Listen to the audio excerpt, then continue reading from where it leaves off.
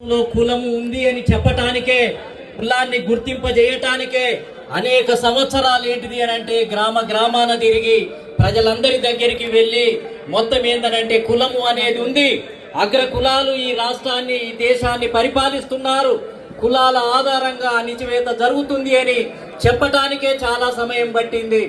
అదేవిధంగా బీసీ కులాలకు సంబంధించినటువంటి ఉద్యమకారులను మహాత్మా జ్యోతిరావు పూలే, ఛత్రపతి సాహు మహారాజ్, నారాయణ గురు, పెరియార్ రామస్వామి, బాబాసాహెబ్ అంబేద్కర్, కాశీరామ్ గారు లాంటి వ్యక్తులను గుర్తింపజేయడానికి, వాళ్ళు మా పితామహులు అని చెప్పటానికి, వీళ్ళను మనం గుర్తించాలి, వీళ్ళే మన సిద్ధాంతకర్తలు అని చెప్పటానికి వాళ్ళను భుజన చేసుకొని గ్రామాన తెలంగాణ రాష్ట్రంలో తిరగటానికే చాలా సమయం పట్టింది, వాళ్ళను ఒప్పించడానికే చాలా సమయం పట్టింది.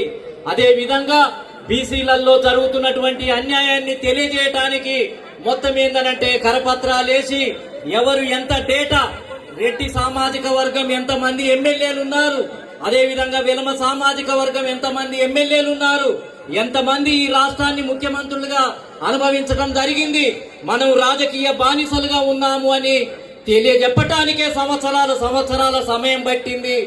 ఎంతో శక్తిని ధారపోయాల్సినటువంటి సమయం పట్టింది. బీసీల నాయకత్వంలో ఒక రాజకీయ పార్టీ అవసరం ఉంది.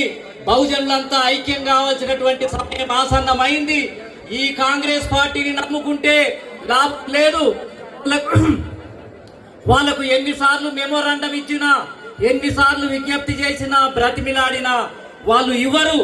ఎమ్మెల్యే టికెట్లు ఇవ్వరు, ఎంపీ టికెట్లు ఇవ్వరు, బీఆర్ఎస్ పార్టీ ఇవ్వదు, అదే విధంగా బీజేపీ పార్టీ ఇవ్వదు.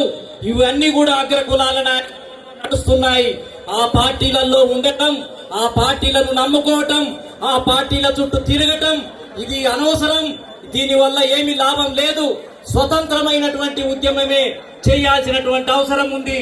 మన నాయకత్వంలోనే మనం పార్టీ పెట్టుకోవాల్సినటువంటి అవసరం ఉంది.